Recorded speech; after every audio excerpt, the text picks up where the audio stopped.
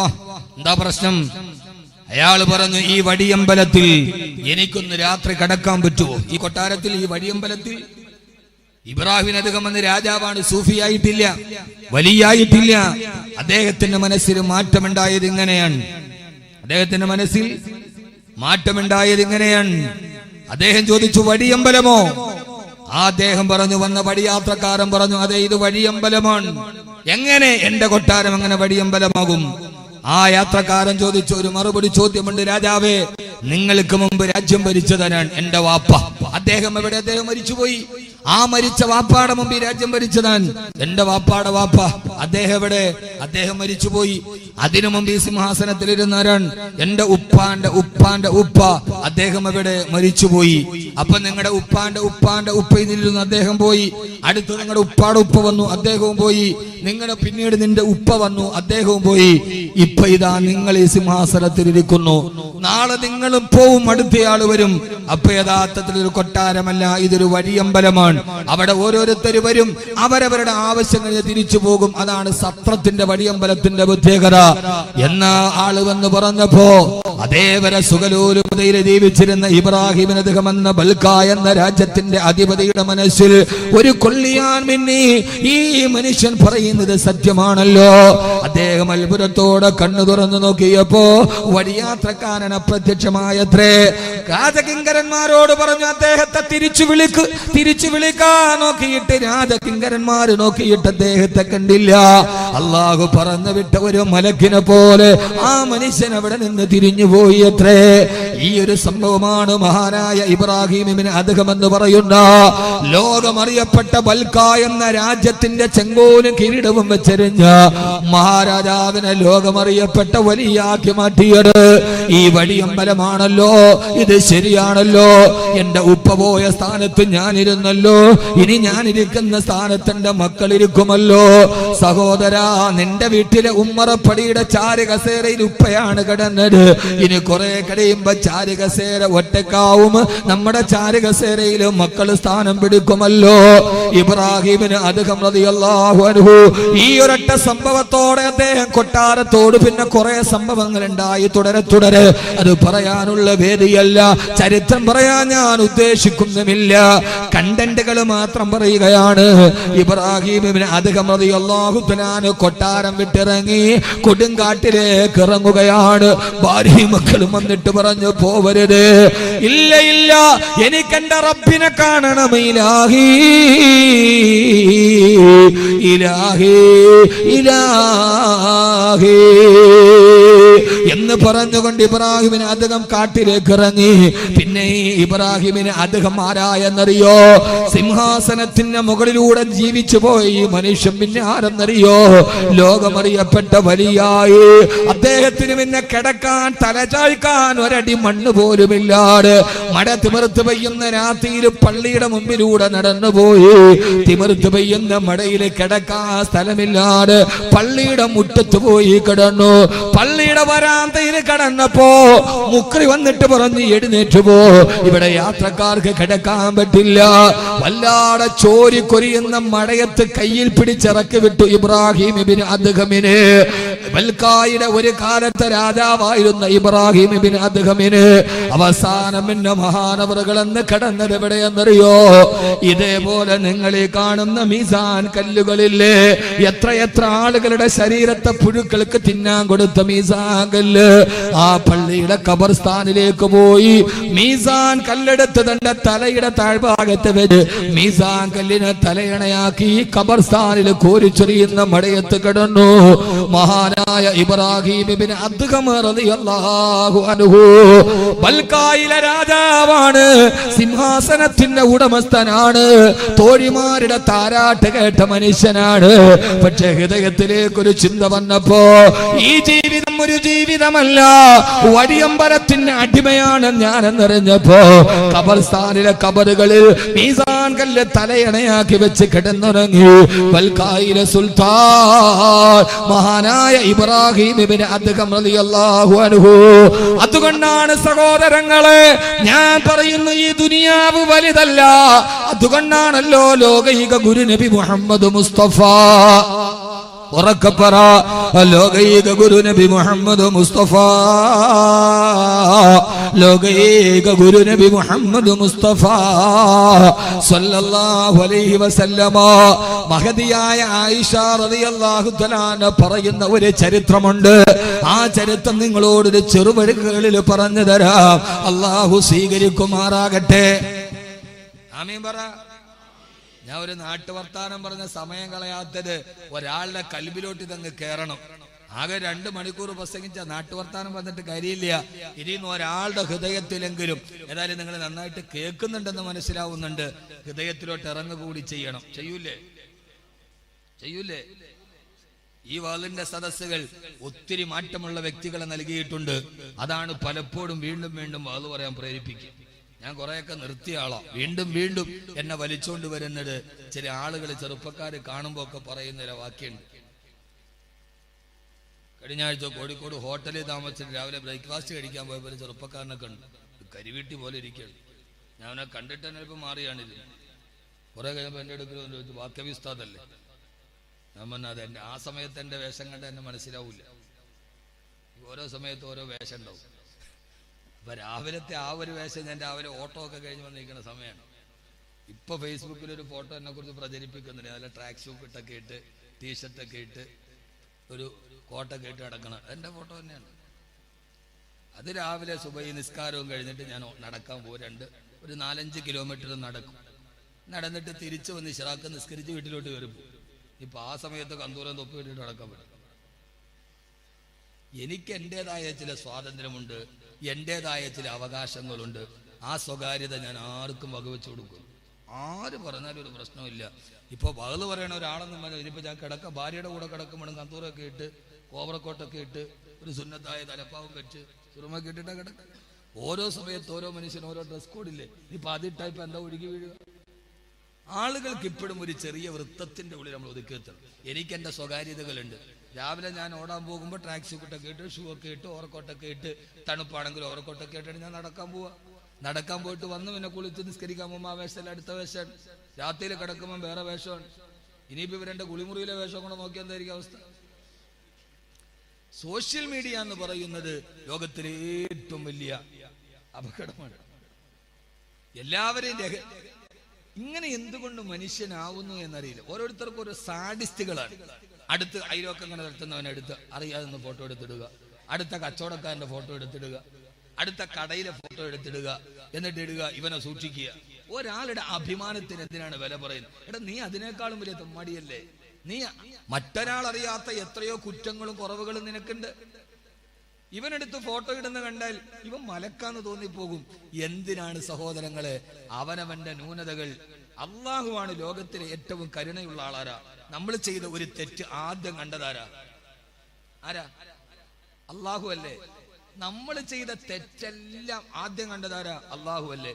എന്നിട്ടും അള്ളാഹു സത്താറാണ്. അള്ളാഹു അതിനെ മറച്ചു വെച്ചു. മറച്ചു വെച്ചു. നമ്മൾ ചെയ്ത ഒരു തെറ്റ് ആദ്യം കണ്ട അള്ളാഹ് ഇവനിത് ചെയ്തിട്ടുണ്ട് പിറ്റേ ദിവസം മുഴുവനും പറഞ്ഞിരുന്നെങ്കിൽ നമ്മളൊക്കെ അഭിമാനത്തോടെ എത്ര പേര് ലോകത്ത് ജീവിക്കും? എടാ, അള്ളാഹുടെ ഒരു സിഫത്ത് ഉണ്ടായിക്കൂടെ? നീ ചെയ്ത തെറ്റ് ആദ്യം കണ്ടത് നിന്റെ അള്ളയാണ്. എന്നിട്ട് അള്ളാഹു ഗഫൂർ മാത്രമല്ല, അള്ളാഹു സത്താറാണ്. അള്ളാഹു അതിനെ മറച്ചു വെച്ചു. അള്ളാഹുവിന്റെ അസ്മാഉൽ ഹുസ്നയിൽപ്പെട്ട ഒരു വാക്കാണ് സത്താർ. അവൻ മറച്ചു വെക്കുന്നവനാണ്. എന്റെ റബ്ബ് മറച്ചു വെച്ചതിനെ ഞാൻ എന്തിനാണ് പരസ്യപ്പെടുത്തുന്നത്? എന്റെ അടുത്തിരിക്കുന്നവൻ ഒരു തെറ്റ് ചെയ്താൽ ആ തെറ്റ് ചെയ്തത് ആദ്യം കണ്ടതാരാ? അള്ളാഹുവാൻ. എന്റെ റബ്ബ് അത് മറച്ചു വെച്ചവനാണ്. പിന്നെ ഞാൻ എന്തിനാ അതിനെ പരസ്യപ്പെടുത്തുക? കേവലം ഒരു ബോധം വേണ്ടേ നമുക്ക്? നമ്മളൊക്കെ വലിയ മുത്തക്കീങ്ങളാണ്, നിസ്കാരമുള്ളവരാണ്. വാട്സപ്പും ഫേസ്ബുക്കും നമ്മുടെ ആഖിറത്തെ നഷ്ടപ്പെടുത്തരുത് എന്ന് ഓരോരുത്തരോട് ഞാൻ ഓർമ്മിപ്പിക്കുകയാണ്. അള്ളാഹു തൗഫീഖ് നൽകി അനുഗ്രഹിക്കട്ടെ.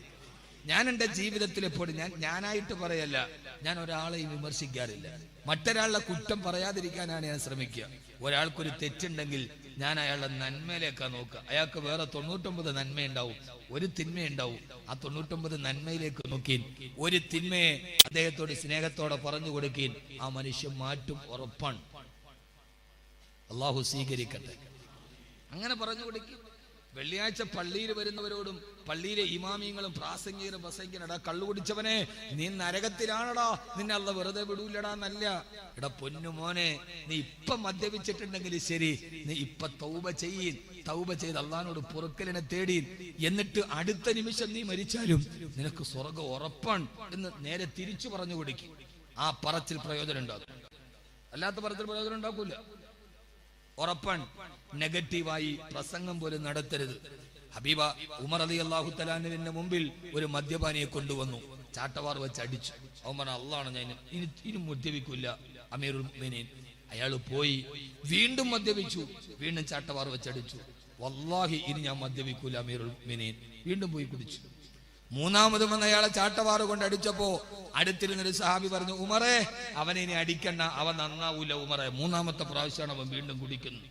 ഉമർ റളിയല്ലാഹു തആല അൻഹുവിന്റെ മുഖം കോപം കൊണ്ട് ചുവന്നു.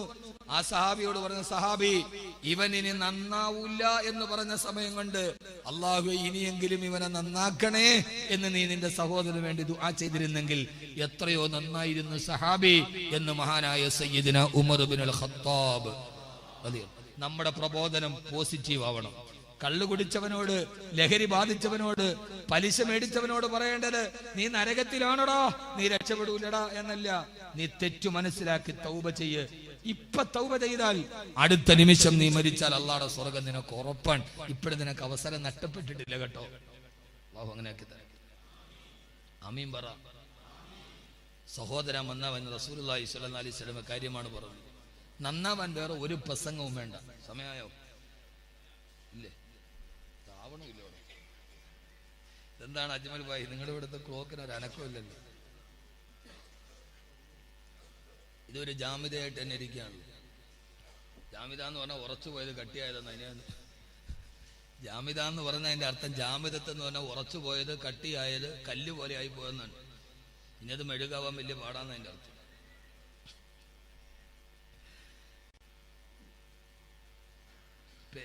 പേരിലും ചില ഘടകങ്ങളുണ്ട്. ഞാൻ ദറസിൽ പോകുന്ന സമയത്ത് ഒരു കുട്ടിയെ ചെറുക്കാവുന്നു. അപ്പൊ ചോദിച്ചു, എന്താ പേര്? അബുൽ ആസ് എന്ന് പറഞ്ഞാൽ തെറ്റുകളുടെ വാപ്പ. എന്റെ ഉസ്താദ് പറഞ്ഞു, നിന്റെ പേര് മാറ്റിയിട്ട് നീ ഇവിടെ ചേർന്ന്. അങ്ങനെ അവന്റെ പേര് മാറ്റി. അവൻ മാറ്റാൻ തയ്യാറായി. മിക്കവാറും അവൻ ഓതിയ കാലം മുതൽ അങ്ങനെയാണ്. പിന്നെ അവൻ ഇടയ്ക്ക് വെച്ച് പോവുകയും ചെയ്തു. ഞാൻ പറഞ്ഞത് സഹോദരങ്ങളെ, സഹോദരിമാരെ, ഏറെ പ്രസംഗിക്കുന്നതിലല്ല. ഒരാൾക്ക് ജീവിതത്തിൽ മാറ്റം ഉണ്ടാവണമെങ്കിൽ അധികം പ്രസംഗമൊന്നും വേണ്ട, ഒരൊറ്റ വാക്ക് മതി. ഒറ്റ വാക്ക്. ഞാനൊരു കഥ പറഞ്ഞുതരാം. കഥയല്ല, കേരളത്തിൽ നടന്നാണ്. നിങ്ങൾ ആരും എന്നോട് പേര് ചോദിക്കാൻ പാടില്ല. രഹസ്യമായിട്ടും ചോദിക്കരുത്, പരസ്യമായിട്ടും ചോദിക്കൂ. രഹസ്യമായിട്ടും ചോദിക്കരുത്. സാറേ ആരോടും പറയണ്ട, എന്നോട് മാത്രം പറയാന്ന് പറഞ്ഞൊന്നും ചോദിക്കാൻ പാടില്ല. ഗൾഫ് രാജ്യത്തെ വിശാലമായ ബിസിനസ് സാമ്രാജ്യത്തിന്റെ ഇടയിൽ കോടീശ്വരനായ മനുഷ്യൻ, സുന്ദരികളായ പെൺകുട്ടികളെ PA-മാരായി, സ്റ്റെനോഗ്രാഫർമാരായി നിർത്തി അദ്ദേഹം ശീതീകരിച്ച റൂമിൽ തന്റെ കോടികളുടെ ഇടയിൽ വിലസുന്ന കാലം. ഭൗതിക ജീവിതത്തിന്റെ എല്ലാ സുഖലോലുപതയും ജീവിതത്തിലേക്ക് ആവാഹിച്ച ചെറുപ്പക്കാരൻ, കോടിക്കണക്കിന് രൂപ വിദേശത്ത് ബിസിനസ്. അദ്ദേഹത്തെ കാണാൻ കേരളത്തിൽ നിന്നൊരു പ്രബോധകനെത്തി, ഒരു ആലിം. കാണാൻ വേണ്ടി പോയ പലരുടെ കൂട്ടത്തിൽ അദ്ദേഹത്തിന്റെ ഓഫീസ് റൂമിൽ ചെന്നു. PA-യോട് പറഞ്ഞു, എനിക്ക് നിങ്ങളുടെ മുതലാളി ഒന്ന് കാണണം. PA ചോദിച്ചു വന്നിട്ട് പറഞ്ഞു, സമയമില്ല, ബോസ് തിരക്കിലാണ്. അദ്ദേഹം പറഞ്ഞു, എനിക്കൊരു 10 മിനിറ്റ് മതി. PA വീണ്ടും പോയി. സുന്ദരിയായ പെൺകുട്ടി ബോസിനോട് ചോദിച്ചു, ഇല്ല, തീരെ സമയമില്ല സംസാരിക്കാൻ. അദ്ദേഹം പോകാൻ കൂട്ടാക്കിയില്ല. എനിക്ക് അദ്ദേഹത്തോട് ഒരു 5 മിനിറ്റ് സംസാരിച്ചാൽ മതി, 5 മിനിറ്റ് അപ്പോയിന്റ്മെന്റ് തരണം. റിവോൾവിംഗ് ചെയറിൽ ശീതീകരിച്ച റൂമിലെ സുന്ദരി പെൺകുട്ടികളോട് കഥ പറഞ്ഞിരിക്കുന്ന ആ ചെറുപ്പക്കാരൻ കൈകൊണ്ടാട്ടിയിട്ട് പറഞ്ഞു, പോവാൻ പറ, എനിക്ക് സംസാരിക്കാൻ സമയമില്ല, 5 മിനിറ്റില്ല, തിരക്കൺ. പല പ്രാവശ്യം ഇദ്ദേഹം പ്രബോധകൻ തിരിച്ചു പോയില്ല. അദ്ദേഹം പ്രബോധനം ചെയ്യാൻ വന്നാണ്, തിരിച്ചു പോവില്ല. പല പ്രാവശ്യം പറഞ്ഞിട്ടും അദ്ദേഹം തിരിച്ചു പോകാൻ തയ്യാറായില്ല. അവസാനം പറഞ്ഞു, എനിക്ക് ഒരൊറ്റ വാക്ക് പറയാൻ ഉള്ള സമയം കിട്ടിയാൽ മതി. PA വീണ്ടും പോകാൻ പറ്റാതെ അയാളുടെ ശല്യം വർദ്ധിച്ചപ്പോ പോയി പറഞ്ഞു, അദ്ദേഹം ഒരൊറ്റ വാക്ക് പറയാനേ ചോദിക്കുന്നുള്ളൂ. അദ്ദേഹം പറഞ്ഞാൽ ഈ ശല്യം ഒഴിവായി പോകൂലോ, എന്നാ എന്താണ് പറഞ്ഞിട്ട് പോകാൻ പറ. ശാപിച്ചോണ്ട് ഈ ശല്യം ഒഴിവായി പോകട്ടെ, ഒറ്റ വാക്ക് പറഞ്ഞാലില്ല, പറഞ്ഞിട്ട് ഇറങ്ങി പോകാൻ പറ. ആ പണ്ഡിതനോട് പറഞ്ഞു, നിങ്ങൾക്ക് ഒരു വാക്ക് പറയാനുള്ള അവസരം അദ്ദേഹം നൽകിയിട്ടുണ്ട്. പ്രബോധകന്റെ മനസ്സെങ്ങനെയാണ്? ആ വൃദ്ധനായ പ്രബോധകനായ പണ്ഡിതനായ മനുഷ്യൻ വാതിൽ തുറന്നു. സ്ഥിരീകരിച്ച റൂമിന്റെ തണുപ്പ് അദ്ദേഹത്തിന്റെ മുഖത്തേക്ക് ആഞ്ഞടിച്ചു. റിവോൾവിംഗ് ചെയറിൽ കറങ്ങി കറങ്ങി സുന്ദരികളായ പെൺകുട്ടികളെ ഇടയിൽ നിൽക്കുന്ന തന്റെ പണത്തിന്റെ തിമിർത്തിൽ വിശ്വസിക്കുന്ന ചെറുപ്പക്കാരന്റെ റിവോൾവിംഗ് ചെയറിൽ കറങ്ങിക്കൊണ്ട് ചോദിച്ചു, എന്ത്? റിവോൾവിംഗ് ചെയർ തന്റെ നേരെ അഭിമുഖമായി വന്നപ്പോ ആ ചെറുപ്പക്കാരന്റെ മുഖത്തേക്ക് തന്റെ ചൂണ്ടുവിരൽ ചുണ്ടിയിട്ട് ആ മനുഷ്യൻ പറഞ്ഞു, ഇന്നല്ലെങ്കിൽ നാളെ ഒരു ദിവസം നീ മരിക്കും. അദ്ദേഹം തിരിച്ചു പറഞ്ഞ വാക്കെന്താ? ഇന്നല്ലെങ്കിൽ നാളെ ഒരു ദിവസം നീ മരിക്കും. ഇത് പറഞ്ഞ മനുഷ്യൻ തന്റെ സമയം തീർന്നു. അദ്ദേഹം നീ അനുവദിച്ച സമയം കഴിഞ്ഞു, തിരിച്ചറിഞ്ഞു. റിവോൾവിംഗ് ചെയറിന്റെ ചലനം നിലച്ചു. ആ മനുഷ്യന്റെ ഹൃദയത്തിൽ ഒരു ചാട്ടലി പോലെ ആ ചോദ്യം ആഴ്ന്നിറങ്ങി. ആ മനുഷ്യന്റെ നെറ്റിത്തടത്തിൽ വിയർക്കാൻ തുടങ്ങി. ശീതീകരിച്ച റൂമിലിരുന്നിട്ടും ശരിയല്ലേ, ഒരു ദിവസം ഞാൻ മരിക്കില്ലേ? ഈ ലോകത്ത് നിന്ന് ഞാൻ വിട പറഞ്ഞു പോവുകയില്ലേ? ആ മനുഷ്യന്റെ കാലുകൾ പെരുത്ത് കയറി. തീയോട് പറഞ്ഞു, അദ്ദേഹത്തെ തിരിച്ചു വിളി. അയാൾ പുറകെ ഓടി. അദ്ദേഹം പറഞ്ഞു, നിങ്ങൾ തിരിച്ചു വിളിക്കുന്നു. അദ്ദേഹം വീണ്ടും തിരിച്ചു വന്നു. ഒരു വാക്ക് പറയാൻ സമയം കൊടുത്ത മനുഷ്യന്റെ കാതുകൾ ആ മനുഷ്യന്റെ ചുണ്ടുകളിലേക്ക് കൂർപ്പിച്ചു വെച്ചു. അദ്ദേഹം ചോദിച്ചു, ചെറുപ്പക്കാരാ, ചോദിച്ചു, നിങ്ങൾ അങ്ങനെ എന്റെ മുഖത്ത് നോക്കി പറയാൻ കാരണം എന്താണ്? അദ്ദേഹം വാചാലമായി ഒരു വാക്ക് പറയാൻ സമയം കൊടുക്കാത്ത മനുഷ്യൻ 1 മണിക്കൂർ കാതോർത്തു നിന്നു. ചെറുപ്പക്കാരാ, ശരിയല്ലേ, ഇന്നല്ലെങ്കിൽ നാളെ പോവില്ലേ? നിന്റെ വാപ്പ പോയില്ലേ? നിന്റെ വാപ്പയുടെ വാപ്പ പോയില്ലേ? നിന്റെ കൂട്ടുകാരിൽ എത്ര പേര് ഇന്ന് മണ്ണിന്റെ അടിയിലാണ്? ശരങ്ങൾ കണക്കെ ചോദ്യങ്ങൾ ഹൃദയത്തിലേക്ക് തളച്ചു കയറിയപ്പോ ആ ഒരു മറ്റ വാക്ക് ആ മനുഷ്യന്റെ ഹൃദയത്തെ മാറ്റിമറിച്ചു. പിന്നീട് ആ ചെറുപ്പക്കാരൻ പൂർണ്ണമായി അടിമുടി മാറി. ആ പ്രബോധകന്റെ കയ്യിൽ ഒരു വലിയ മഹാത്മാവ് രൂപാന്തരപ്പെട്ടു. പിന്നീട് ഒരു പുരുഷായുസ് കൊണ്ട് ചെയ്തു തീർക്കാൻ കഴിയാത്ത സൽക്രമങ്ങൾ, 100 കണക്കിന് പള്ളികൾ, 100 കണക്കിന് യതീംഖാനകൾ, 100 കണക്കിന് മദ്രസകൾ, തന്റെ സമ്പത്ത് മുഴുവനും അതിനുവേണ്ടി ചെലവഴിച്ച് ആയിരക്കണക്കിന് ആളുകളുടെ മുമ്പിൽ പുഞ്ചിരിയുടെ നിലാവ് പോലെ ഒരു 4-5 വർഷങ്ങൾക്ക് മുമ്പ് ആ മനുഷ്യൻ ഈ ലോകത്ത് നിന്ന് വിട പറഞ്ഞു പോയി. തന്റെ 85-ാമത്തെ വയസ്സിൽ. സഹോദരൻ, ഞാൻ പറഞ്ഞത് പേര് ചോദിക്കരുത്, നിങ്ങൾ പറയില്ല ഞാൻ. പക്ഷേ എന്റെ പ്രിയപ്പെട്ട സഹോദരങ്ങളോട് സഹോദരിമാരോട് 2 മണിക്കൂർ വഅദ് പറയണ്ട, 2 മണിക്കൂർ നിങ്ങളോട് പ്രസംഗം പറയണ്ട. ഒരു മനുഷ്യന് മാറാൻ ഒരേ ഒരു ചിന്താഗതി മതി. കന്നക തമൂതു ഗദാ, നാളെ ഞാൻ മരിക്കുമെന്നുള്ള ബോധമുണ്ടാവുക. മരിക്കൊരാൾക്ക് മാറണമെങ്കിൽ 2 മണിക്കൂർ പ്രസംഗിക്കണോ? ഉക്കാല ചന്തയിലൂടെ സ്ഥിരകളെ ലഹരി ഭരിക്കുന്ന രാത്രിയിൽ സുന്ദരികളായ പെണ്ണുങ്ങളുടെ കൈപിടിച്ച് താളനെത്തുന്ന വെട്ടിയ, പലിശയിലൂടെ കോടിക്കണക്കിന് രൂപയുടെ സമ്പാദ്യമുണ്ടാക്കിയ, മക്കയിലെ ഏറ്റവും വലിയ പലിശക്കാരനായിരുന്ന ഖത്താബിന്റെ മകൻ ഉമർ, ആ ഉമറിന് പരിവർത്തനം കൊടുത്തരാരാ? 2 മണിക്കൂർ പ്രസംഗമല്ലല്ലോ. മക്കയിലൂടെ തൊട്ടിലാട്ടുന്ന കുട്ടികളിരുന്ന് ഉറക്കം വരാതെ പൊട്ടിക്കരയുമ്പോ മക്കളുടെ അടുക്കലേക്ക് വന്നിട്ട്, മക്കളെ ദാ ഉമർ വരുന്നു എന്ന് പറയുമ്പോ പേര് കേട്ടാൽ തൊട്ടിലിൽ കിടന്ന കുട്ടികൾ പോലും പേടിച്ചിരണ്ട് അടങ്ങിക്കിടന്ന ആ മക്കയെ മുഴുവനെ കിടുകിടാ വിറപ്പിച്ച വില്ലാളി വീരനെ, വീരനെ വീരനെ വീരശൂര പരാക്രമി ഉമർ ഇബ്നുൽ ഖത്താബ്. കാഞ്ഞങ്ങാട് എന്റെ പ്രിയപ്പെട്ട ചെറുപ്പക്കാരോട്, കാഞ്ഞങ്ങാടും പരിസരത്തുമൊക്കെ ജീവിക്കുന്ന പത്രവാർത്തകളിൽ നിറഞ്ഞു നിൽക്കുന്ന, എന്നാൽ ഈ മാനിക ആവേശം മനസ്സിൽ തുടിച്ചു നിൽക്കുന്ന, മാലിക് ബിൻ ദീനാറിന്റെ കരസ്പർശനമേറ്റ മഹാനായ വലിയുല്ലാഹി ടിപ്പു സുൽത്താൻ, മഹാനവറുകളുടെ കുതിര കുളമ്പടിയുടെ ശബ്ദം കേട്ട് പുളകിതമായ ഹോസ്തുർഗിന്റെ മണ്ണിലൂടെ നടന്നുപോയ കാഞ്ഞങ്ങാട് ചെറുപ്പക്കാരോട്, ഏറ്റവും വലിയ കോടീശ്വരനായി പലിശയിലൂടെ സ്വത്ത് സമ്പാദിച്ച ഉമറിന് മാറ്റം കൊടുത്തരാരാ? നടന്നു പോകുന്ന വഴിയിലാണ് ഫാത്തിമ എന്ന സഹോദരി ഓതുന്നത്. ഖുർആനിലെ 2 ആയത്തുകൾ തന്റെ സഹോദരിയുടെ നാവിൽ നിന്ന് 2 അക്ഷരം വരികയാണ്.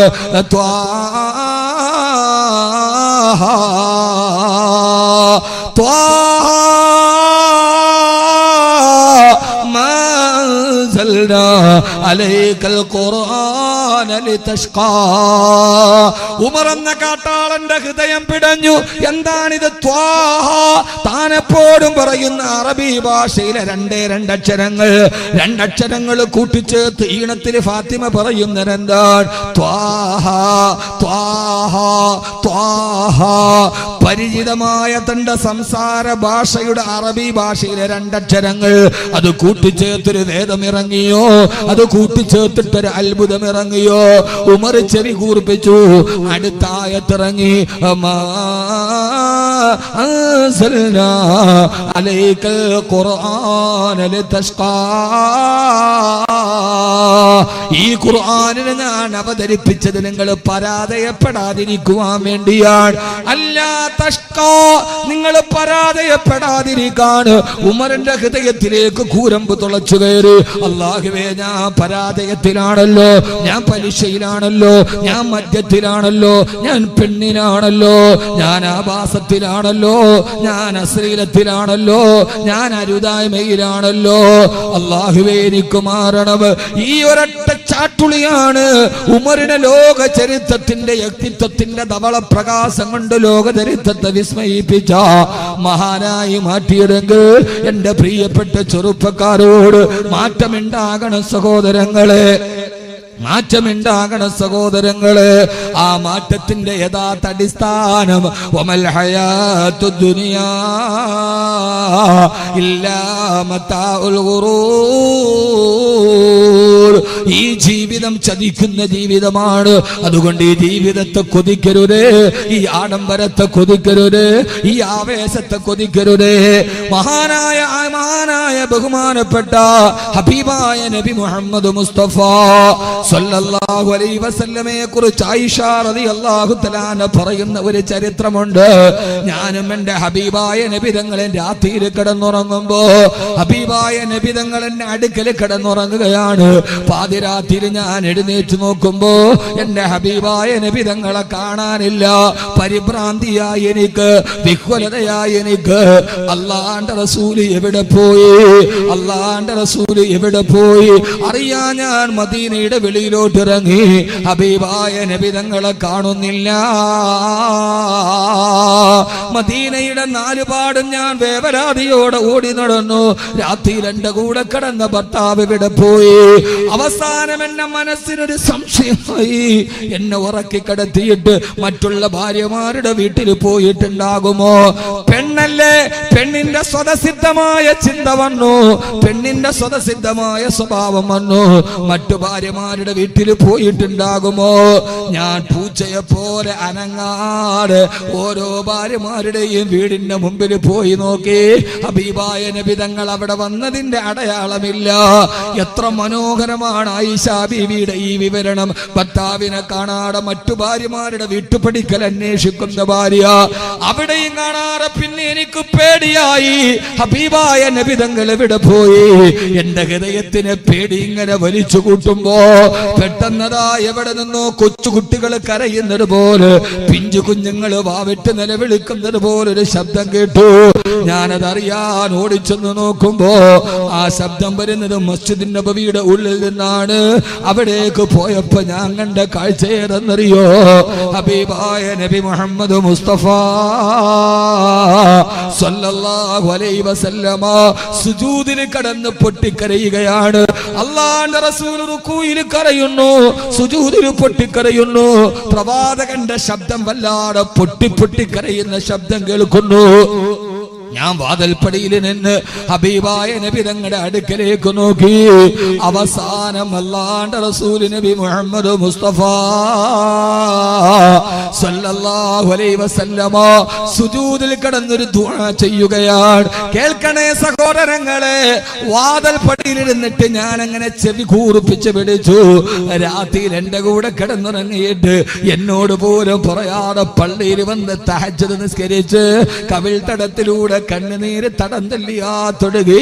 എന്റെ ഹബീബായ നബി തങ്ങൾ ആർക്കു വേണ്ടിയാണ് ദുആ ചെയ്യുന്നതെന്നറിയാൻ, എന്റെ ഭർത്താവ് ആർക്കു വേണ്ടിയാണ് ഈ പാതിരാത്രിയിലെ ദുആ എന്നറിയാൻ ഞാൻ എന്റെ ചെവി കൂർപ്പിച്ചു നോക്കിയപ്പോ പാതിരാത്രിയിലെ തഹജ്ജുദ് നിസ്കരിച്ചിട്ട് ദുആയെന്നറിയോ പ്രിയപ്പെട്ട ആയിഷയ്ക്ക് വേണ്ടിയാണോ? കരളിന്റെ കഷണമായ ഫാത്തിമ എന്ന പൊന്നുമോൾക്കാണോ? അതല്ല ജീവനിൽ പാതി പോലെ കൂടെ കിടന്ന ആയിഷക്കാണോ? സഹോദരാ, മുത്തുനബിയുടെ ദുആയെന്നറിയോ? ഞാൻ കാതു കൂർപ്പിച്ചപ്പോ ഹബീബായ നബി തങ്ങളുടെ ദുആ, അല്ലാഹുമ്മ അഹീനി മിസ്കീനാ വഅമിത്നി മിസ്കീനാ, അല്ലാഹുമ്മ അഹീനി മിസ്കീനാ, അല്ലാഹുവേ നീ എന്നെ ദരിദ്രനായി ജീവിപ്പിക്കണേ അല്ലാഹ്. ഹബീബായ നബി തങ്ങളുടെ ദുആ, അല്ലാഹുവേ നീ എന്നെ ദരിദ്രനായി ജീവിപ്പിക്കണേ അല്ലാഹ്. ആയിഷ ബീവി ചോദിക്കുകയാണ്, ഞാൻ അത്ഭുതപ്പെട്ടു പോയി ആ ദുആ കേട്ടപ്പോ. ഇനി ഇതിനപ്പുറത്തോട്ട് എന്ത് ദാരിദ്ര്യമാണുള്ളത്? ദാരിദ്ര്യത്തിന്റെ പരമകോടിയിലാണ് ഞങ്ങൾ അന്ന് ജീവിക്കുന്നത്. ആയിഷ ബീവി റളിയല്ലാഹു അൻഹ പറയാ, പലപ്പോഴും ഞങ്ങളുടെ വീട്ടിലേക്ക് വരും, വയറിങ്ങനെ പൊത്തിപ്പിടിച്ചിട്ട് പറയും, ആയിഷ വിശക്കുന്ന മോളെ. എന്റെ ഭർത്താവ് വയറിലിങ്ങനെ കൈപ്പത്തി കൊണ്ട് അമർത്തിപ്പിടിച്ചിട്ട് വിശക്കുന്നെന്ന് പറഞ്ഞപ്പോ അടുക്കളയിൽ പോയി ഞങ്ങൾ ഭാര്യമാര് പാത്രത്തിൽ നോക്കുമ്പോ ഒരു കാരക്കയുടെ പകുതി പോലും അവിടെ കാണാറ്. എത്രയോ പ്രാവശ്യം ഞങ്ങൾ ഭാര്യമാരാ ചോദ്യത്തിന്റെ മുമ്പിൽ ഏങ്ങി ഏങ്ങി കരഞ്ഞു പോയിട്ടുണ്ട്. കാഞ്ഞങ്ങാട് പെങ്ങള്, കാഞ്ഞങ്ങാട് ഏതെങ്കിലും വീട്ടിലും ഭർത്താവ് കടന്നു വന്നിട്ട് വിശക്കുന്നു എന്ന് പറയുമ്പോ കൊടുക്കാൻ ഒരു നേരമില്ലെങ്കിലും മറ്റൊരു നേരമുണ്ടല്ലോ. ആയിഷ ബീവി പറയാ, ഞങ്ങളുടെ ഭർത്താവ് വന്നിട്ട് ആ ചോദ്യം ചോദിക്കുമ്പോ കൊടുക്കാനില്ലാതെ ഞങ്ങൾ ഭാര്യമാര് വാതിൽപ്പടിയിൽ നിന്ന് പൊട്ടി പൊട്ടി പൊട്ടി കരഞ്ഞു പോയിട്ടുണ്ട്. മക്കളുടെ വീട്ടിലും ഇതേ പട്ടിണിയാണ്. ഇനി ഏത് പട്ടിണിയാണ് ചോദിക്കുന്നത്? മക്കളുടെ വീട്ടിലും ഇതേ പട്ടിണിയാണ്. മകളായ ഫാത്തിമ പാതി മുറിഞ്ഞ ഒരു റൊട്ടി പോയി ഹബീബായ നബി തങ്ങളുടെ കയ്യിൽ കൊടുത്തു. എന്തേ ഫാത്തിമ മോളെ പകുതി റൊട്ടിയുമായി ഉപ്പാന്റെ അടുക്കല്? അള്ളാഹു നമ്മുടെ പെൺമക്കളെ അങ്ങനെ ആക്കി തരട്ടെ. ഉപ്പാക്ക് കട്ടപ്പാടുണ്ടെന്നറിഞ്ഞാല് കണ്ണ് നിറയുന്ന പൊന്നുമോൾ, ഉപ്പാ ഖബസ്തുഹാ ബിയദീ, ഇത് ഞാൻ തന്നെ മാവ് കുഴച്ചിട്ട് ഞാൻ തന്നെ പരത്തി ഉണ്ടാക്കിയ റൊട്ടിയാണുപ്പാ. ഇത് തിന്നാൻ പോയപ്പോഴാണ് എന്റെ ഉപ്പച്ചി പട്ടിണിയിലാണല്ലോ എന്ന് ഞാൻ ഓർത്തത്. എന്റെ വീട്ടിൽ ഒറ്റ റൊട്ടി ഉണ്ടാക്കിയുള്ളൂ, എനിക്കും അലിയിനും ഹസനും ഹുസൈനും. അത് ഞാൻ എന്റെ മക്കൾക്കും ഭർത്താവിനും വിളമ്പാൻ പോയപ്പോഴാണ് ഞാൻ ഓർത്തത്, ഇതെങ്ങനെയാണ് ഞാൻ വയറ് നിറച്ച് കഴിക്കുന്നത്? എന്റെ ഉപ്പ പട്ടിണിയിലാണല്ലോ. കണ്ണ് നിറയുന്നല്ലേ സഹോദരങ്ങള്? അത് ഈമാനിന്റെ അടയാളമാണ്. കണ്ണ് നിറയുന്നെങ്കിൽ ഒരാൾക്ക് ചിന്തിക്കുന്ന സമയത്ത് കരയാൻ കഴിയില്ല. ഒരാൾക്ക് കരയാൻ കഴിയുന്നെങ്കിൽ ഖുർആൻ പറയുന്നുണ്ട്, കരയാൻ കഴിയുന്നവർ അവരെ ഹൃദയത്തിൽ അല്ലാഹുവിനെ പേടിയുള്ളവനെ കരയാൻ കഴിയൂ. ഈ കവിൽ തടത്തിലൂടെ കള്ളക്കണ്ണീർ ഒലിച്ചു വരില്ല. അങ്ങനെ കരയാൻ പറ്റില്ല. സങ്കടമിണ്ടായാലേ കരച്ചിൽ വരൂ.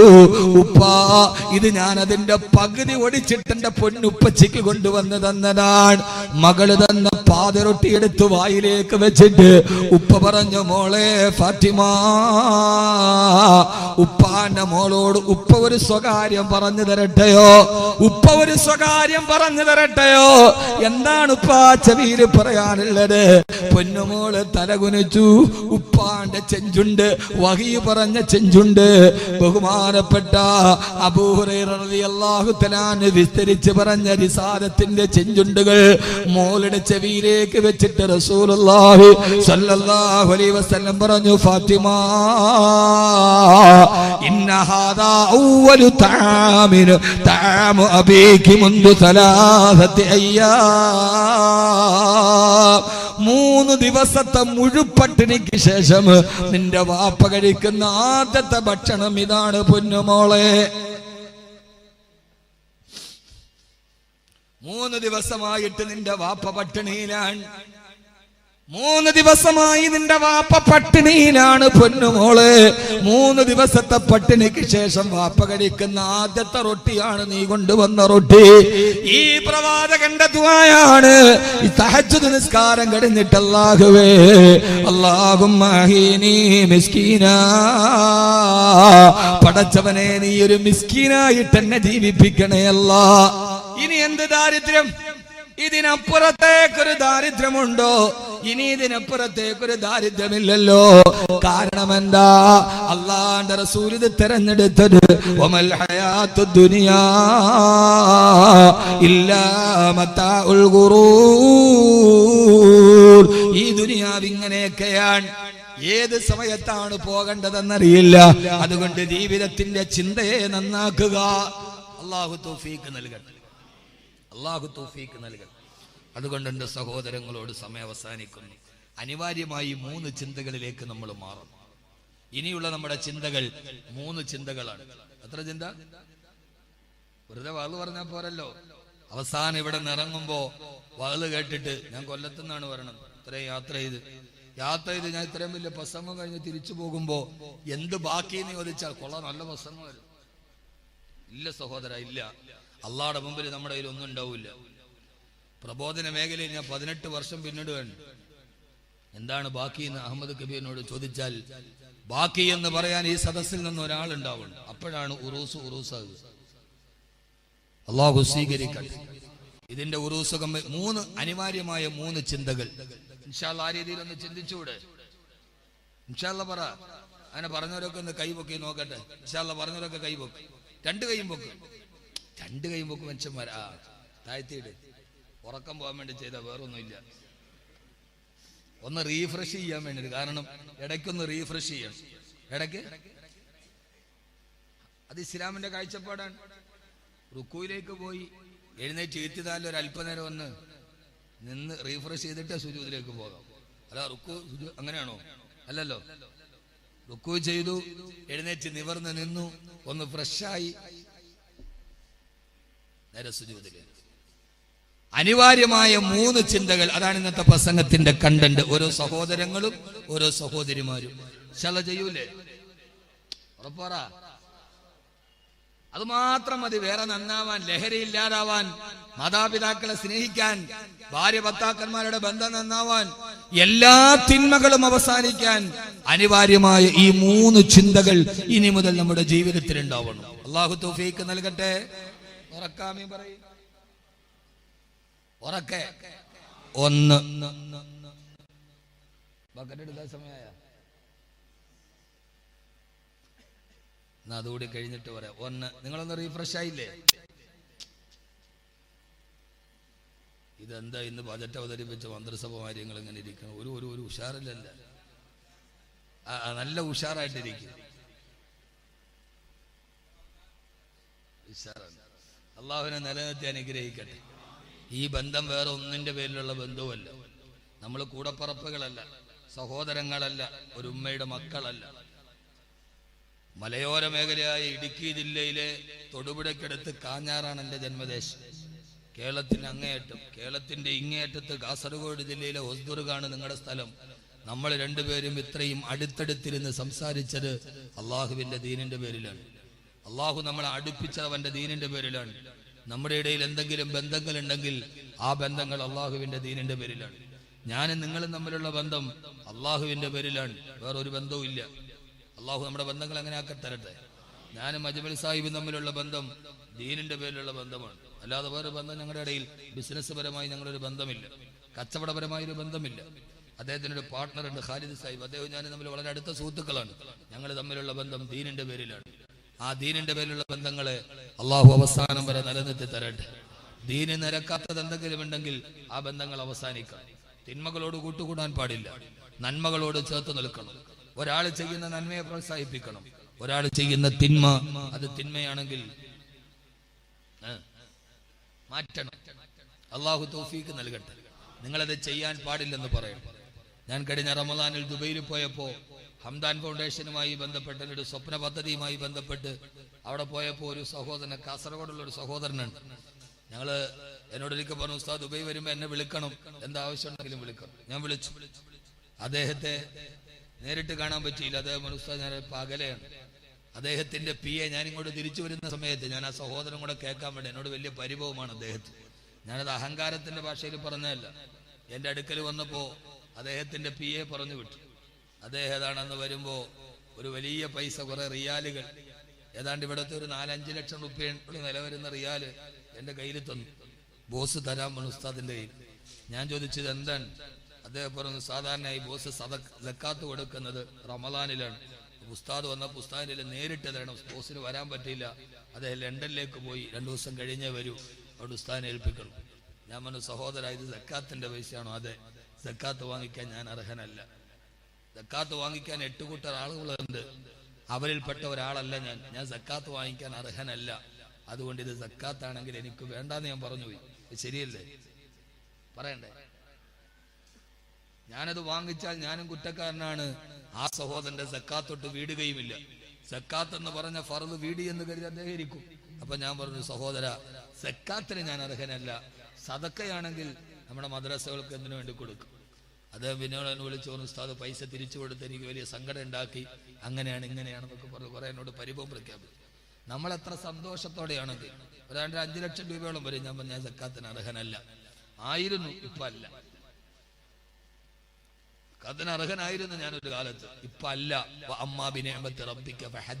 അള്ളാഹു അനുഗ്രഹങ്ങളെ നിലനിർത്തി തരട്ടെ. അതുകൊണ്ട് സഹോദരങ്ങളെ, കൂട്ടുകൂടുന്നത് അള്ളാഹുടെ പൊരുത്തത്തിനാവണം, ബന്ധങ്ങൾ അള്ളാഹുവിന്റെ പൊരുത്തത്തിനാവണം, സ്നേഹബന്ധങ്ങൾ അള്ളാഹുവിന്റെ പൊരുത്തങ്ങളിൽ നിലനിർത്തി തരട്ടെ. അള്ളാഹു തൗഫീഖ് നൽകട്ടെ. ഈ സംഘാടനം ഇൻഷാ അല്ലാഹ് 3 കാര്യങ്ങൾ, അത് നമ്മുടെ ജീവിതത്തിൽ വളരെ വിലപ്പെട്ട ഉപദേശങ്ങളാണ്. അത് പറഞ്ഞ് നമുക്ക് പിരിയാം. അള്ളാഹു സ്വീകരിക്കുമാറാകട്ടെ. അള്ളാഹു സ്വീകരിക്കുമാറാകട്ടെ. ഈ ബക്കറ്റുമായി ഉറൂസ് കമ്മിറ്റിയുടെ ഭാരവാഹികൾ നിങ്ങളുടെ മുമ്പിൽ വരും. അത് കഴിഞ്ഞാൽ പിന്നെ 3 കാര്യങ്ങൾ പറയാൻ നമുക്ക് എളുപ്പമുണ്ട്. ഒറ്റ വാക്കിൽ അത് പറഞ്ഞ് നമുക്ക് പിരിയാം. വിലപ്പെട്ട 3 ഉപദേശങ്ങൾ, അതാണ് ഇന്നത്തെ പ്രസംഗത്തിന്റെ കണ്ടന്റ്. എല്ലാവരും ഒന്ന് ആത്മാർത്ഥമായി സദക്ക ചെയ്യ്. ഉറക്ക ഒരു 3 സ്വലാത്ത് സല്ലല്ലാഹു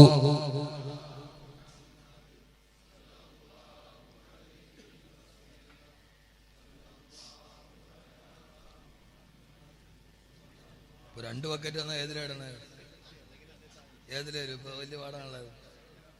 വലത്തേതിനെ മുന്തിക്കണമെന്നാണ്. ബിസ്മില്ലാഹിർ റഹ്മാനിർ റഹീം അല്ലേ?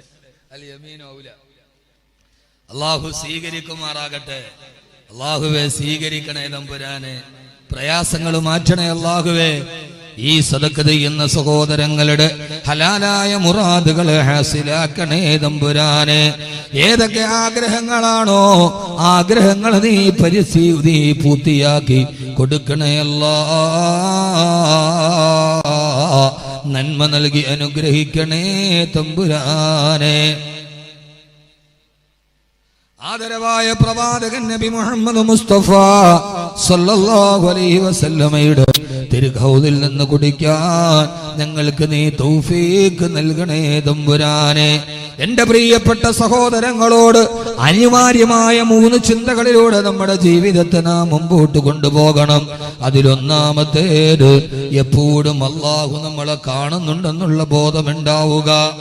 ഇങ്ങോട്ടോക്ക് ഇവിടെ ഒന്നാമത്തെ ചിന്ത, അല്ലാഹു നമ്മളെ കാണുന്നുണ്ട് എന്ന ബോധം ഉണ്ടാവുക. പിന്നെ അവനെ ഉപദേശിക്കാൻ ആരും വേണ്ട, പിന്നെ അവനെ നന്നാക്കാൻ ആരും വേണ്ട.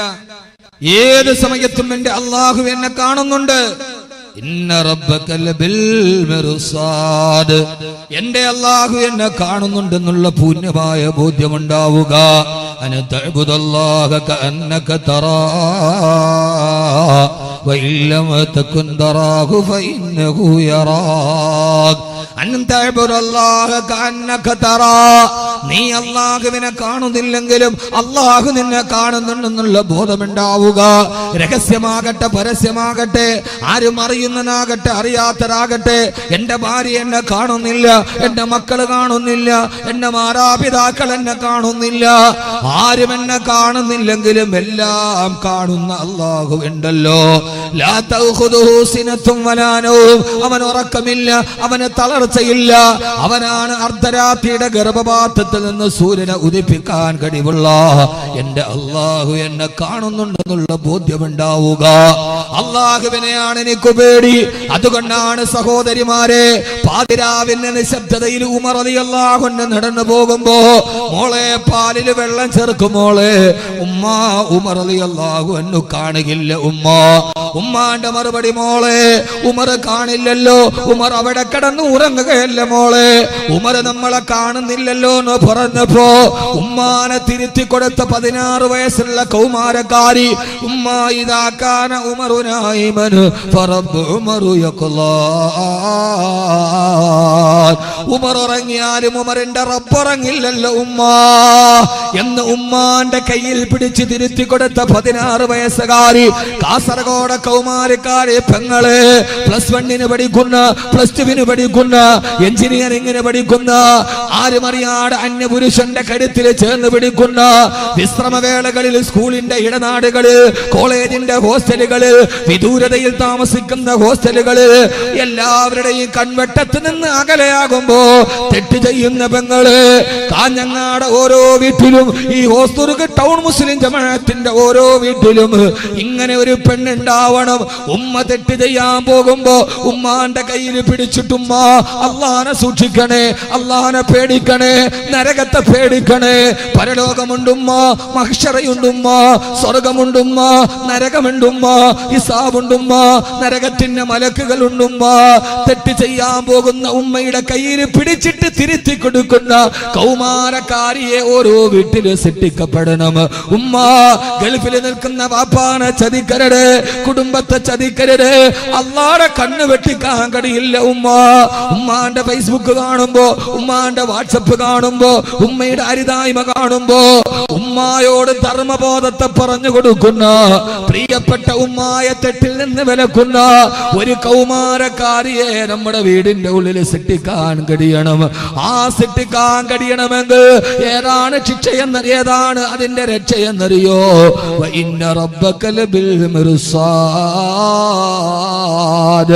എന്റെ റബ്ബിന്റെ നിരീക്ഷണത്തിലാണ് ഞാൻ. എന്റെ ചിന്ത, എന്റെ ചെയ്തി എല്ലാം എന്റെ റബ്ബ് കാണുന്നുണ്ടെന്നുള്ള ബോധത്തിലേക്ക് നടന്നു പോവുക.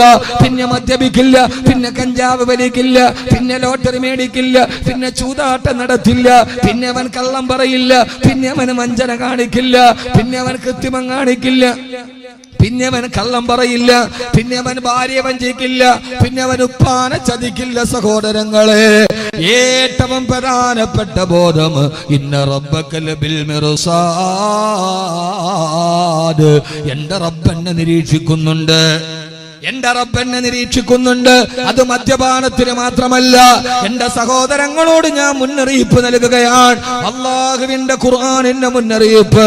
കുടുംബ ജീവിതത്തിൽ സഹോദര ബന്ധങ്ങള്, ഒരു ഉമ്മാ പെറ്റ മക്കൾ, ഒരു ഉപ്പാന്റെ മക്കൾ, ചേട്ടാനുജന്മാര് തമ്മിൽ പിണങ്ങുമ്പോ, അവര് തമ്മിൽ വൈരം മൂക്കുമ്പോ, അത് കൊലക്കത്തിയിലേക്ക് എത്തുമ്പോ, അത് കോടതിയിലേക്ക് കയറുമ്പോ, ഉമ്മ പെറ്റ സഹോദരങ്ങളാണ്, ഒരേ ഉദരത്തിൽപ്പെട്ട സഹോദരങ്ങൾ. കുടുംബ ബന്ധങ്ങൾ ശിഥിലമാകുമ്പോ അല്ലാഹുവിന്റെ ഖുർആൻ പറഞ്ഞ ഒരു വാക്കുണ്ട്. തന്റെ ജേട്ടൻ തന്നോടുള്ള അസൂയ മൂത്തിട്ട്, അസൂയാലുവായ ജേട്ടൻ, നിരപരാധിയാണ് അനുജൻ, ഒരു തെറ്റും ചെയ്തിട്ടില്ല, ഒരു മായവും കാണിച്ചിട്ടില്ല. തന്റെ ജേട്ടൻ തന്നെ കൊല്ലാൻ വേണ്ടി ഒട്ടകത്തിന്റെ തോളലും എടുത്ത് തന്നെ അടിക്കാൻ വേണ്ടി പാഞ്ഞു വരുമ്പോ, ജേട്ടൻ തന്നെ ഒട്ടകത്തിന്റെ തോളല്ലുകൊണ്ട് അടിക്കാൻ വേണ്ടി പാഞ്ഞു വരുമ്പോ ഒരനുജൻ പറഞ്ഞ മറുപടി ഖുർആൻ നമ്മോട് വെക്കുന്നുണ്ട്. ഇത് ഖുർആൻ പറഞ്ഞതാണ്. ലഇംബസത്ത ഇലയ്യ യദക ലിതഖ്തുലനി മാ അന ബിബാസിതിൻ യദിയ ഇലൈക ലിയഖ്തുലക ഇന്നി അഖാഫുല്ലാഹ റബ്ബൽ ആലമീൻ. ജേട്ടനായ കാബീല് കൊല്ലാൻ വരുമ്പോ, ഒട്ടകത്തിന്റെ തോളല് കൊണ്ടടിക്കാൻ വരുമ്പോ, അടിക്കാൻ വരുന്ന ചേട്ടനോട് അനുജൻ പറയാണ്, ചേട്ടാ ലഇംബസത്ത ഇലയ്യ യദക ലിതഖ്തുലനി മാ അന ബിബാസിതി യദി ഇലൈക. നിങ്ങൾ എന്നെ കൊല്ലാൻ വേണ്ടി വന്നാലും നിങ്ങൾക്കെതിരെ എന്റെ കൈ പൊങ്ങില്ല ചേട്ടാ. എന്തുകൊണ്ടെന്നറിയുമോ? എനിക്ക് തിരിച്ചു ചോദിക്കാൻ അറിയാത്തത് കൊണ്ടല്ല, എനിക്ക് പകരം വീട്ടാൻ അറിയാത്തത് കൊണ്ടല്ല, ഞാൻ നിസ്സഹായനായത് കൊണ്ടല്ല, ഞാൻ ദുർബലനായതായത് കൊണ്ടല്ല. നിങ്ങൾ ചെയ്തതുപോലെ നല്ലതുപോലെ തിരിച്ചു ചെയ്യാൻ എനിക്കറിയാത്തത് കൊണ്ടല്ല, പക്ഷേ ഇന്നി അഖാഫുല്ലാഹ റബ്ബൽ ആലമീൻ, ഇന്നി അഖാഫുല്ലാഹ റബ്ബൽ ആലമീൻ. സർവലോക രക്ഷിതാവായ അല്ലാഹുവിനെ എനിക്ക് പേടിയാ. നാളെ അവന്റെ മുമ്പിൽ നിൽക്കണ്ടേ, റബ്ബിന്റെ മുമ്പിൽ സമാധാനം പറയണ്ടേ. അതുകൊണ്ട് നിങ്ങൾ എന്നെ കൊല്ലാൻ വന്നാലും ഞാൻ നിങ്ങളോട് തിരിച്ചു പറയില്ലെന്ന് പറഞ്ഞ അനുജനെ പോലെ കുടുംബ ബന്ധങ്ങളിൽ അല്ലാഹുവിനെ ഓർമ്മ വേണേ. ആര് കണ്ടില്ലെങ്കിലും എന്റെ റബ്ബെന്നെ കാണുന്നുണ്ട്. ഈ ബോധത്തിലൂടെ നടന്നു പോവുക. അല്ലാഹു നമ്മുടെ ജീവിതത്തിൽ മാറ്റം തരുമാറാകട്ടെ. രണ്ടാമത്തെ ചിന്ത, സമയമേറെ വൈകുന്നല്ലോ സഹോദരങ്ങളെ, പറയാനേറെ ബാക്കിയുണ്ടല്ലോ പ്രിയപ്പെട്ടവരെ. രണ്ടാമത്തെ ചിന്ത, ഒന്ന് റബ്ബ് കാണുന്നുണ്ടെന്നുള്ള ചിന്ത. രണ്ടാമത്തെ ചിന്ത, കഅന്നക തമൂതു ഗദാ, നാളെ നീ മരിക്കുമെന്ന് ഉറപ്പിച്ച് നടക്കുക. ഇന്നത്തെ ഇശാ നിസ്കരിക്കുമ്പോ ഇതെന്റെ അവസാനത്തെ ഇശാ നിസ്കാരമാണ്, നാളത്തെ ഇശായ്ക്ക് ഞാൻ ഉണ്ടാവില്ലെന്ന് ഓർന്നിട്ട് നടക്ക്. നാളെ മരിക്കുമെന്ന് ഉറപ്പിക്കുക. അല്ലാഹു തൗഫീഖ് നൽകി അനുഗ്രഹിക്കുമാറാകട്ടെ. ഏറ്റവും നല്ല ചിന്ത. രണ്ടാമത്തെ ചിന്ത, നാളെ മരിക്കൂന്ന് ഉറപ്പിക്കുക. വിശാലമായിട്ട് പറയാൻ സമയമില്ല. ഒരു അറബി കവിയുടെ 2 വരി കവിത പാടിത്തരാം, അത് മറി നന്നാവാൻ. ഒരു അറബി കവിയുടെ 2 വരി കവിത, അത് മതി നന്നാവാൻ. ആ വിഷയമായി സമയം 12 എടുക്കുന്നു. നിങ്ങൾക്ക് പോവാറായില്ലേ? സമയമില്ലേ?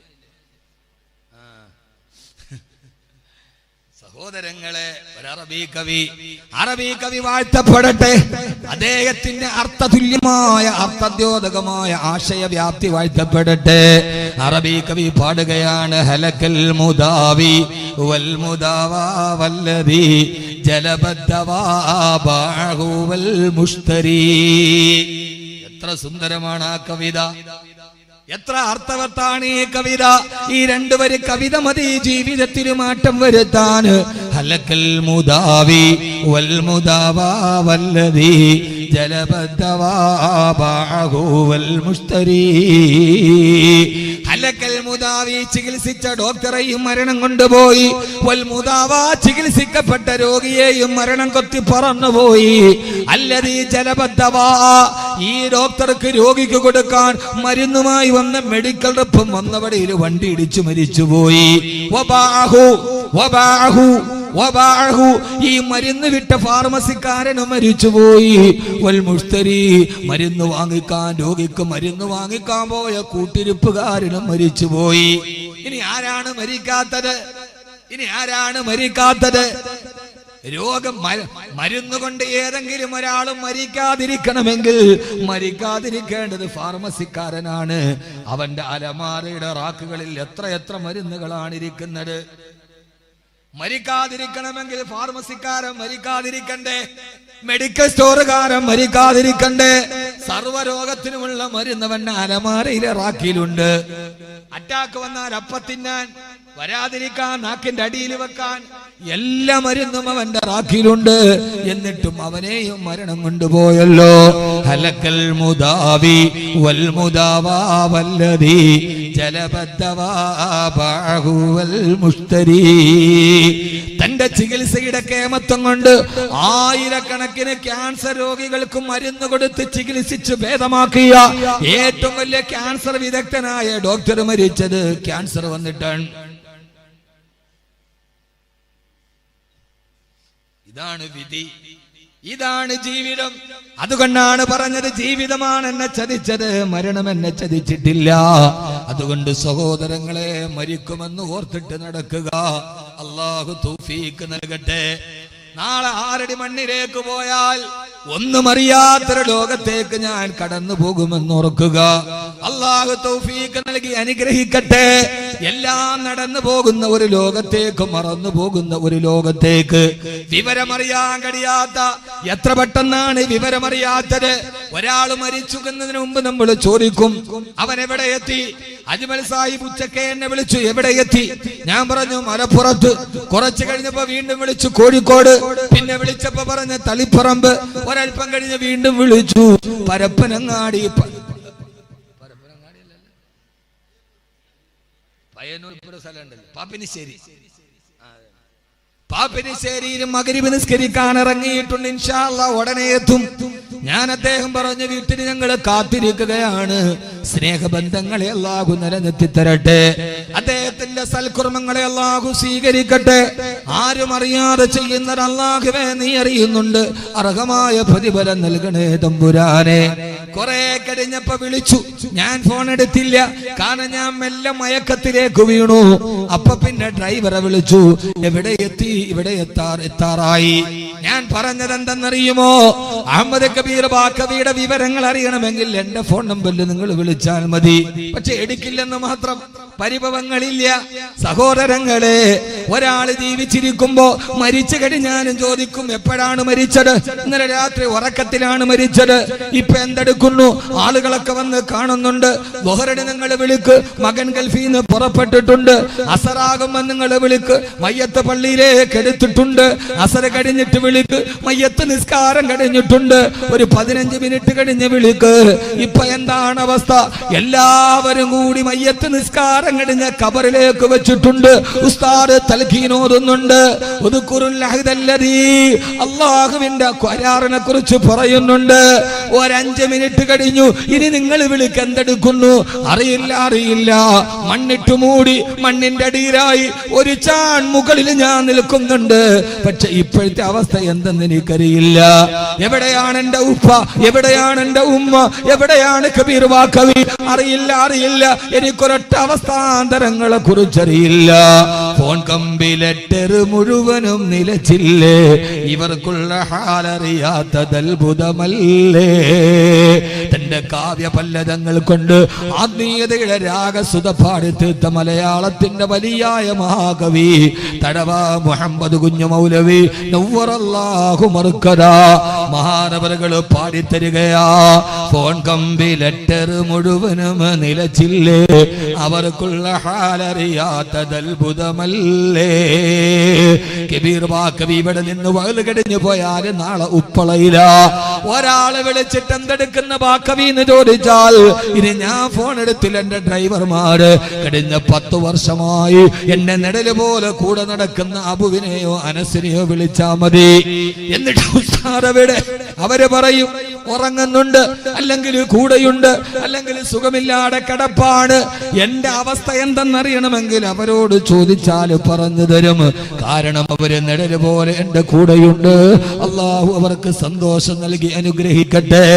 ഇതിന്റെ ഇടയിലെങ്ങാനും അഹമ്മദ് കബീർ ബാക്കവി മരിച്ചു പോയാൽ അവന്റെ മയ്യത്ത് ഖബറിലേക്ക് ഇറക്കി വെക്കുകയാണ്, പിടിമണ്ണ് വാരി ഇടുകയാണ്. ആ സമയത്ത് അവര് രണ്ടുപേരും എന്റെ കൂടെ ഉണ്ടാകുമല്ലോ. തളർന്നു വീണ എന്റെ ഭാര്യ ജീവിതത്തിന്റെ എല്ലാ കൊടും ദാരിദ്ര്യത്തിലും കട്ടപ്പാടിലും ഇന്ന് അല്ലാഹു തന്ന അനുഗ്രഹത്തിലും കൂടെ നിന്ന് എന്റെ പ്രിയപ്പെട്ടവൾ